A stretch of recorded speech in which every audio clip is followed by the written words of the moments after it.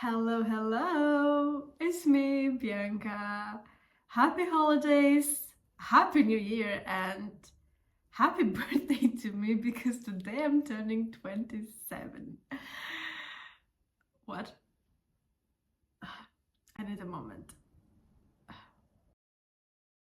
First of all, thank you so much for being here, for tuning in. And if you're wondering why am I doing here, well, that's pretty simple. I want to start a YouTube channel. Well, not me, or not just me, but also my 17-year-old self, because this is something that she used to dream about. But she was very anxious, very fearful about it. She had this fear of exposing herself to the world, like her true self, because she was too afraid that people will judge her. So right now at 27, I want to create this full circle moment because it's like it's 10 years ago. I want to create the world, the life that she would have liked to have at 17 years old. So at 27, I have enough courage after a lot of work on myself to do this so I can make her happy and proud. I'm here and I'm feeling so excited to do this. I'm frightened a little bit, I'm not going to lie, but just thinking of the fact that I'm doing this and I'm doing this for my younger self, it brings joy back into myself and I'm looking forward to this. I don't know what's there. I have no idea if this is going to go anywhere, but this is what it's important for me to do it, to get out there again.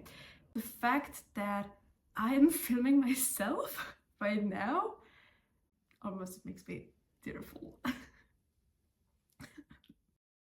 The videos that I would like to do right now, it's rather a series. So it's a series of 3 episodes, so 3 videos. This first video is simply about the preparations of me moving to Belgium, like the things that I had to do. The second one is about the challenges that I encountered after I moved to Belgium.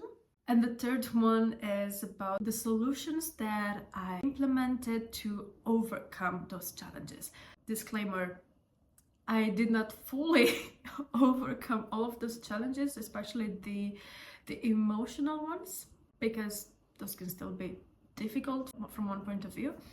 But for this video that you are currently watching, I am going to share some stories, the preparations I did before moving to Belgium. Yeah, I have a visitor.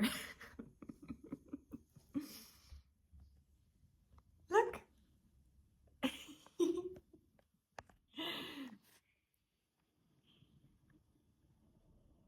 I actually made a list of the things that I did and I think that are important to be done. Well, it also depends on each individual situation, but in my case, this is what I had to take care of, like to tackle before moving to Belgium. Okay, so first on the list is that I spent as much time as possible with friends and family. This also included actually breaking the news that I'm moving. Yes, Lira? Come on! I'm trying to film something, darling. Yeah, what I did is to hang out a lot with my friends and family, breaking the news, telling them that I'm moving, crying a little bit, and really just taking in the present moment and, you know, living in the moment, because I knew that one way or another things will be different, and things did get different. Second on the list is getting my health condition in order, taking into consideration that moving to a new country, your access to healthcare is actually very limited, and I assume it can be very costly as well because you don't have health insurance. It really depends on how the system works and whatever. So for me, I just preferred to prevent anything that might appear, you know, just move to the country with the health status healthy. In my case, the most important thing that I had to check was my thyroid, because I have the Hashimoto disease, and you know, you have to do the checkups every 6 months to keep it under control. You beat that. Among other health checkups and blood tests that I did, I actually went to the dentist. I think that is very important. No one wants to move to a new country and experience toothache and then having to take care of that, because once again, I think that if you don't have the health insurance, that can be very costly. The next thing on the list that we had to do, you know, is to find a new apartment. Well, I want to mention here that this list is not in chronological order, like the things are randomized, especially because I didn't do them in a chronological order, they happened simultaneously. And in the case of the new apartment, actually this is the first thing that we started with. We found the apartment that we're also currently living in beginning of November, if I'm not mistaken. So this is a story that I want to highlight because I think I'm going to remember this for the rest of my life. I'm the one who found the listing on the real estate website, and I remember that I really fell in love with this picture of the apartment. Dürren saw the pictures and he wasn't very impressed about them. He didn't really like them. Once you see an apartment listing and you want to view an apartment, you can't schedule a viewing on your own time schedule, right? They are planned viewings. It's like the open day when people can come and view the apartment. And on that day when the viewing was happening, it was from like 4 p.m. He had an important meeting at his office from 2 p.m. So he cycled from his office to the place, like to the city where the apartment is, and it was pouring outside. He has an electric bike, and his electric bike broke down because of the puddles, the water on the roads. A car passing by splashed him, and in that splash his laptop got broken as well. But his determination, right? He ran to get on time. Well, he was a little bit late, but he did get to the apartment. He viewed it. He actually liked it, and we applied for it, and long story short, we got the apartment. But yeah, it's the story of his ambition to come and view an apartment that from the pictures did not even like. The next thing, once we rented the apartment, we had to furnish it. If you are in this situation, what I would actually recommend for you to do is to join Facebook groups from the city that you can find second-hand furniture that you can get for cheaper, but this really depends on your situation. In our case, we decided to place a really big order from IKEA. The order that we placed in December was supposed to be delivered before Christmas. It was delivered, but only half of it. The excuse was that they were not able to park in front of the building, something like this. So we made extra preparation, extra steps to make sure that the truck delivering our packages can deliver and can park in front of the building. Come the next delivery date, the truck comes and they lost our order. The remaining half of the order that we placed was lost. The only thing that was delivered was a mattress. How can you lose 400 kilograms worth of furniture? How? Right now it's just funny to think about the fact that they lost 400 kilograms of furniture, but back then in January I was so enraged, so frustrated and so bewildered by the fact that they lost our order. Actually, I'm curious, did you have a similar experience with IKEA, or is this an isolated case? I hope it is, because the way I've been trying to understand this is that they stole it. Once we have secured a place to live in, and we also took care of furnishing it, of course, the next thing on the list was work. In this regard, I consider that I have been pretty lucky with this, almost privileged, because back in Romania I worked for a Belgian company which had an office open in Cluj, so this was pretty easy on my part. Like, okay, I'm moving to Belgium. I can either relocate from the Romanian office to the Belgian office, or I'll have to start from scratch and look for something else. Fortunately, my company agreed to relocate me, so they offered me a Belgian contract, a Belgian wage, of course. That I had to do were to negotiate the contract, the wage, which is actually, this was a huge lesson for me. It's simply because of some misconception that I had about the Western countries in itself, and also the IT industry. So one big misconception was that the wages are way higher in Western countries than they are in Romania. And the second thing is the IT industry is the most important one and is the highest paid one. Like in Romania, you have people working in the IT industry who earn more than doctors, which is actually wrong. So moving to Belgium, I thought that, okay, I am receiving a Belgian contract, a Belgian wage.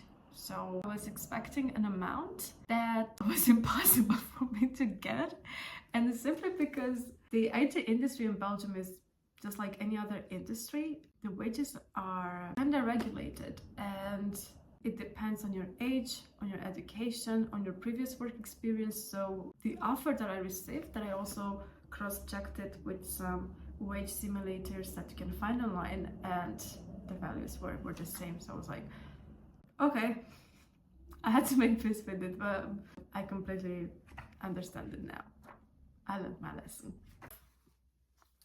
I have 3 more things on the list, and these are actually my most favorite things that I had to take care of. So the next one is having to send my personal belongings to Belgium. In your life, you accumulate things. Clothes, books, appliances, whatever it is. And they don't fit in one luggage. No, they don't even fit in 10 boxes.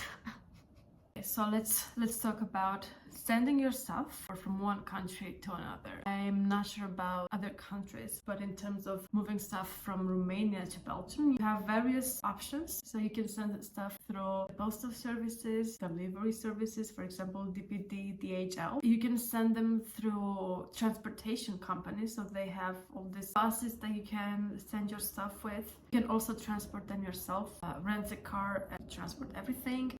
Or you can hire someone to do this for you. In my case, I went with a transportation company. It's called Atlasib. It's pretty known in Romania. It's a transportation company, and they also send packages. The most important thing for me when making this decision was to make sure that I can send the packages from one location to a specific address. Once I had figured out the transportation method, it was time to pack everything. The last apartment I lived in Cluj before moving was my favorite apartment. I loved the apartment. I loved the location. I was able to see from east to the west. I remember that this was so emotionally draining for me. It was very difficult to have to say goodbye to objects that have a sentimental value for me, or they're just objects that I collected that meant something to me, that reminded me of a certain experience, certain feelings. Of course, I was not able to send everything, and I had to detach myself from those objects, and that creates a mental load on yourself. This is the last thing on the list that I had to prepare. My favorite one: traveling with a 4-month-old cat, because I was smart enough to adopt a cat 2 months before moving out of the country. I just remembered. So when we adopted Lira, Tjorven asked me about this. We were adopting a cat. We knew that we would have to travel with her, like we would have to bring her to Belgium. And I remember that I told him that would not be a problem, because I know of a flying company that accepts pets on board. That company is High Sky. So I was really relying on that thing until I checked the regulations. They had an age limit, and they had to be at least 7 months old. We would have been able to fly from Cluj to Bucharest, and from Bucharest to Brussels, and that would have been so much easier. But I wasn't, because Lira was 4 months old. She was not 7 months old. So I had to look into other companies that were accepting pets on board, and that way I found out that KLM accepts pets on board. Age limit is 4 months old. And I was like, oh, thank God. The KLM company, they do accept pets as long as they are over 4 months old. But the problem is that flying options are not from Cluj. They were from Bucharest, and there wasn't even a direct flight from Bucharest to Brussels. There was a flight from Bucharest to Amsterdam. So what we had to do was to travel from Cluj to Bucharest, fly from Bucharest to Amsterdam, and then travel either by car or by train from Amsterdam to our location, Kortrijk, here in Belgium. If you are traveling with a cat or a dog or whatever other pet you have, make sure you double check this with your veterinarian, or not just with the veterinarian, because you can find this information online. There are vaccines and European certificates, ID cards that you must have in order to be accepted into the new country.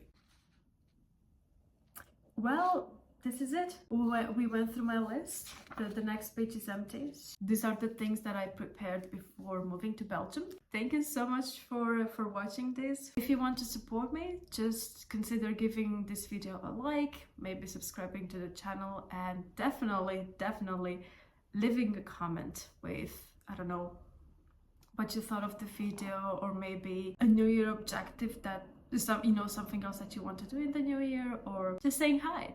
I love talking to people, so here we go. Bye bye.